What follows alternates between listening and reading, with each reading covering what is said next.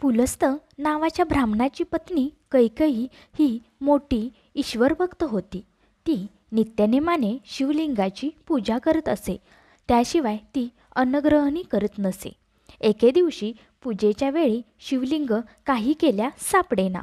शेवटी आपला व्रतभंग होऊ नये म्हणून तिने मातीचे शिवलिंग तयार केले व ती त्याची पूजा करू लागली.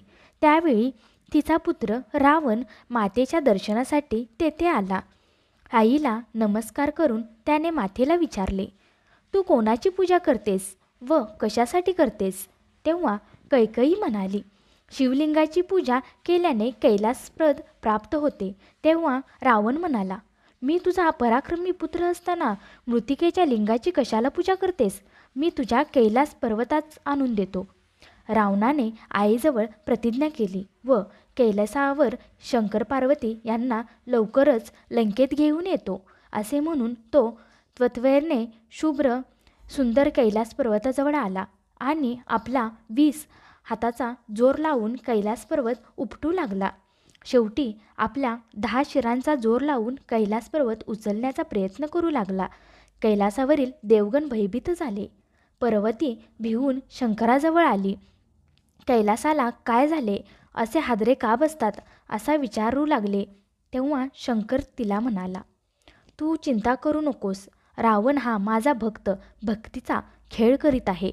हे ऐकून आपण सर्व देवगणाचे रक्षण करावे असे तिने शंकराला विनवणी केली. उमेची विनंती ऐकून शंकराने डाव्या हाताने कैलासाला दाब दिला. त्यामुळे रावणाची 10 मस्तके व 20 हात पर्वत आणि जमिनीच्या सांध्यात अडकले. त्यामुळे रावण भक्तीने विनवणी करू लागला. आपल्या ह्या संकटातून सोडवावे म्हणून प्रार्थना करू लागला.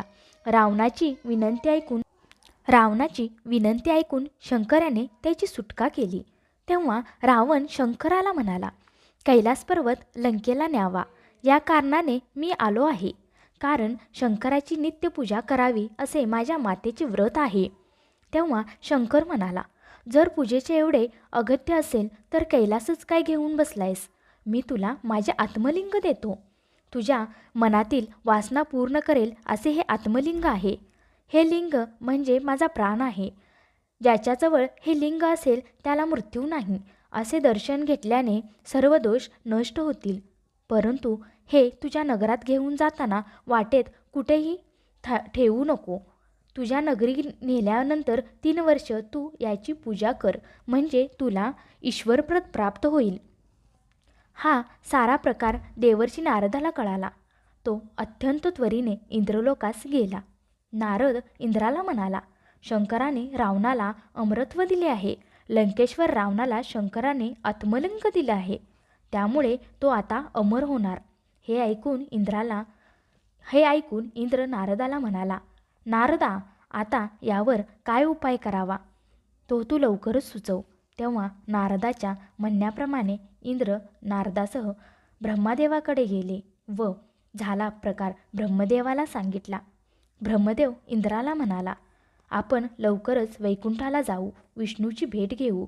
तोच यावर निश्चितपणे काही उपाय सांगू शकेल." तेथे नारायणाची भेट झाली. तो सर्व वृत्तांत ऐकून संतप्त झाला. देव कार्याचा नाश झाला असे म्हणून शंकराला भेटण्यास कैलासावर गेला आणि शंकराला म्हणाला, "आपण हे काय केलेत? रावणासारख्या क्रूर दैत्याला प्राणलिंग देऊन अमरत्व दिले." त्यामुळे सर्व देवगण त्याच्या घरी गेले व आता स्वर्ग नक्कीच हस्तगत करील. विष्णूने आपला सुदर्शन चक्राने सूर्य झाकून टाकला आणि विष्णू नारदाला म्हणाले, "रावणाला स्नान संध्यावेळी करण्याची सवय आहे. तेव्हा तू पुढे जाऊन त्याच्याशी बोलत बसून त्याला पुढे जाण्यास विलंब कर. मी गणेशाला विघ्न निर्माण करण्यास पाठवतो." त्या गणेशाला बोलवून सांगितले, "रावण नेहमी तुझी उपेक्षा करतो आणि सर्व देव तुला वंदन करतात. त्याने शंकराला फसवून अतिशय महत्त्वाचे मौल्यवान आणि प्राणलिंग नेले आहे. तेव्हा तू बटूचे रूप घेऊन रावणाकडे जा. शंकरांना त्याला प्राणलिंग जमिनीवर ठेवू नको असे बजावले आहे. वाटेत सूर्यास्त होईल तेव्हा रावणाला सायसंध्या करण्यासाठी तो प्राणलिंग कोणाकडे तर द्यावा लागेल. तेव्हा तू बालकाच्या रूपाने त्याच्याजवळ जाऊन तो आत्मलिंग सांभाळण्यासाठी घे. रावण विश्वासाने ते तुझ्याकडे देईल, ते तू भूमीवर ठेव. गणेश ब्रह्मचार्याच्या वेशात तिथे आला. एका बाजूस संहिता तोडत असलेल्या भासून त्याने रावणाचे लक्ष आपल्याकडे वेधून घेतले. रावणाला पाहून गणेश घाबरला व तेथून पळून जाऊ लागला. तेव्हा रावणाने त्याला अभय दिले. रावण त्याच्याजवळ गेला आणि त्याला विश्वासात घेऊन आपली संध्या होईपर्यंत लिंग हातात धरून ठेवण्यास सांगितले. गणेशाने त्याची विनंती मान्य केली, परंतु मी लहान आहे, तेव्हा मला हे लिंग हातात घेऊन जास्त वेळ उभे राहता येणार नाही. माझे हात दुखायला लागतील. तेव्हा मी तुला 3 वेळा हाक मारीन, तरी तू आला नाहीस तर आत्मलिंग हातातून खाली ठेवेन, असे म्हणाला. रावण अर्ध देत असताना गणेशाने रावणास हाक मारण्यास सुरुवात केली, परंतु रावण ध्यान करीत होता, त्यामुळे तो 3 हाक झाल्या तरी आला नाही. शेवटी गणेशाने सर्व देवांना साक्षी ठेवून हातातील लिंग जमिनीवर ठेवले. हे समजताच रावणाने गणेशाला मारायला सुरुवात केली. ती मी माझ्या वडिलांना सांगतो असे म्हणून गणेश तेथून निघून गेला.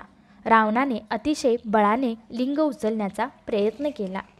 ते उचलायला गेले, परंतु उचलता आले नाही. त्याचा आकार गोकर्णासारखा लांब झाला. महाबळी रावणाचा उपाय चालेना म्हणून या लिंगाला महाबळेश्वर असे म्हणतात. धन्यवाद.